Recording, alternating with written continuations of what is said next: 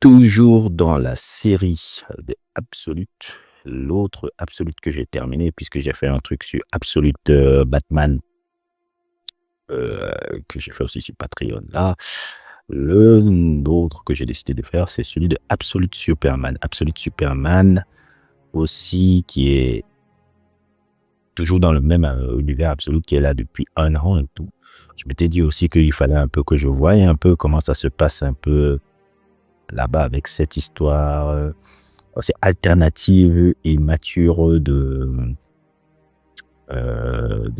Superman aussi, qui est super bien écrit. Je dois vous avouer, bon, essayant de le lire 2 ou 3 fois au tout, j'ai moins été happé que dans Absolute Batman. Non pas que je dis qu'Absolute Superman est mauvais, hein, mais le Absolute Batman m'a beaucoup plus époustouflé que le Absolute Superman que je trouve très très très très très bon, très très très audacieux.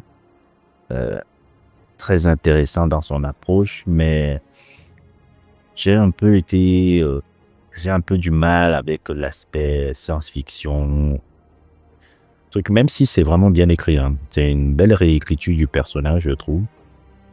Tout cette œuvre qui a été faite par Jason Aaron, que je connaissais pas, et dessiné, et c'est écrit par Jason Aaron, et dessiné par Rafa Sandoval. Je crois que ce sont ces deux gars-là et autres et tout.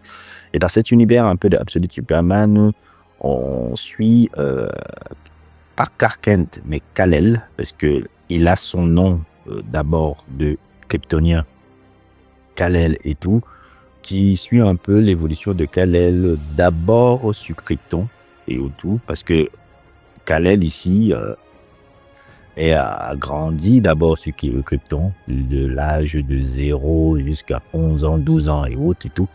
Il a grandi sur Krypton, il vit avec son père et sa mère, Jor-El et Lara-El et tout sur Krypton. Et dans la société kryptonienne un peu qui est décrite là, qui est décrite un peu, c'est une société un peu qui est une société un peu industrielle un peu. Vous voyez qui est contrôlée par des grosses corporations, par une armée privée et qui est composée un peu, qui a une sorte de hiérarchie sociale un peu qui est très truc.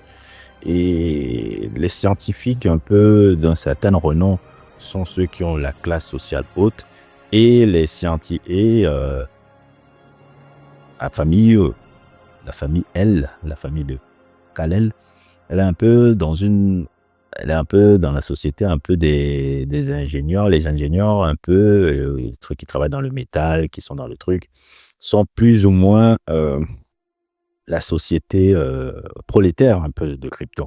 Donc on voit déjà cette distension sociale un peu déjà dans ce truc-là, parce que ça parle beaucoup de ça, et j'ai l'impression que les Absolutes, je n'ai pas fait encore Absolute Wonder Woman, que tous les trucs des Absolutes parlent des trucs euh, sociaux, distension sociale, un peu comme je l'ai vu dans Absolute Batman, là, dont je vous ai fait le sujet. Et Absolute Superman aussi reprend encore ces mêmes codes-là. Déjà, la toute première partie, ça explique un peu la destruction la destruction de Krypton, puisqu'on suit d'abord comme personnage principal, pas forcément Kal-El, mais ses parents, et exactement un peu quand ils sont en train de dénoncer plus ou moins un peu la dérive que Krypton peut arriver dans son évolution industrielle et qui peut amener la planète à une certaine forme de destruction. Et Jor-El est déjà quelqu'un aussi qui anticipe déjà ça et autres et tout, puisqu'il travaille dans l'acier et autres et tout, le truc même, on l'a réécrit même encore, la, comment on appelle ça encore, la réécriture même encore de ce surnom-là. Vous savez que le surnom de Superman, c'est de Man of Steel et autres et tout, mais on te fait comprendre que non, ça vient de la famille L et tout, qui travaille dans l'acier et tout, d'où le surnom Man of Steel. Donc ils ont fait aussi une très belle réécriture de ça. Et Absolute Superman, celui Superman continue à faire le truc là, et Jor-El, c'est ça qui est génial avec avec cette partie-là, il y a tout un aspect politique qui peut rappeler un peu, je pense un peu le début de Man of Steel un peu. Vous rappelez Man of Steel un peu de Zack Snyder, où on essayait de montrer un peu la société kryptonienne ou quelque chose comme ça. Je pense que c'était le premier film qui faisait un peu ça. Ils ont vraiment poussé ce délire-là, le délire un peu de Man of Steel là que je voyais là. Et franchement, c'était truc. Et bon, la première partie, ça se déroule là. Et puis, forcément, on connaît un peu la suite avec et genre Lara, elle qui vous prépare un peu la capsule un peu qui va ramener Kal-El un peu sur Terre. Il va ramener Kal-El sur Terre. Et aussi, c'est le moment où Kal-El, au lieu de... Kal-El ne vient pas en tant que bébé. Kal-El vient en jeune enfant de 11 ans, 12 ans. Dans la famille Kent et tout. Il arrive là-bas à 11 ans, 12 ans dans la famille Kent. Et là, quand il arrive un peu dans la famille Kent, il est un peu perdu parce qu'il parle déjà kryptonien, il ne parle pas en mode français. Il a une sorte aussi de IA qui est avec lui, que j'ai oublié encore le nom de cette IA-là, qui est un peu sa forteresse secrète un peu. C'est-à-dire la forteresse secrète, il y a un IA qui a été injecté un peu dans le costume qu'il a, qui est un peu la nouvelle version de la forteresse secrète, un peu, qui peut lui traduire comment les humains parlent, comment les trucs parlent. Et quand il arrive chez la famille Kent, un peu, il arrive en jeune, tout jeune enfant, un peu de 11 ans, 12 ans là-bas, il se fait recueillir dans le truc. Mais ce qui est un peu différent, un peu dans le ton de ce Absolute Superman, c'est que le ton, c'est pas forcément un truc sombre et tout, c'est pas seulement ça, c'est un ton, je veux pas dire réaliste, mais un ton où on parle vraiment des problèmes sociaux, des corporations, des armées privées et des politiciens corrompus. Parce que toute la saga un peu tourne autour de ça. Et l'antagoniste de cette première partie, puisque le truc n'est pas encore terminé, c'est, à ma grande surprise, Ra's al Ghul. Ce choix-là a été assez surprenant pour moi, parce que Ra's al Ghul, tout le monde, pour la plupart des fans de comics, vous le savez, c'est quelqu'un qui est plutôt un ennemi dans l'univers de Batman. Et ici, c'est un peu ce richissime gars qui contrôle à travers sa société qui s'appelle Lazarus, je sais plus quoi là, qui contrôle un peu plus ou moins les corporations et tout. Et l'arrivée de Kal-El un peu l'intrigue un peu parce qu'il veut en faire un peu l'héritier de son empire. Si j'ai bien un peu compris un peu l'histoire, il y a aussi une belle réécriture aussi de Lois Lane qui n'est plus une journaliste mais qui est une comment on appelle ça, un agent aussi de cette structure qui s'appelle Lazarus. Jimmy Olsen, je pense aussi qu'il est là-bas ou bien il est dans un autre truc aussi. Et plus ou moins la saga se tourne autour de ces trois personnages et comment Kal-El un peu essaye de voguer là-dedans, puisque Kal-El à un moment donné, on attaque un peu ses parents, puisqu'il y a les Peace Walkers qui ont senti, mais qui ont détecté une présence extérieure un peu dans la famille des Kent. Ils prennent les Kent. Kal-El a réussi à s'enfuir, il devient un peu un nomade. Il fait le tour du monde un peu et c'est quelqu'un qui part, puisque lui, déjà dans Krypton, il vient de classe sociale prolétaire. Il part voir toutes les classes sociales prolétaires un peu du monde et autres, tout, notamment au Brésil à un moment donné, etc.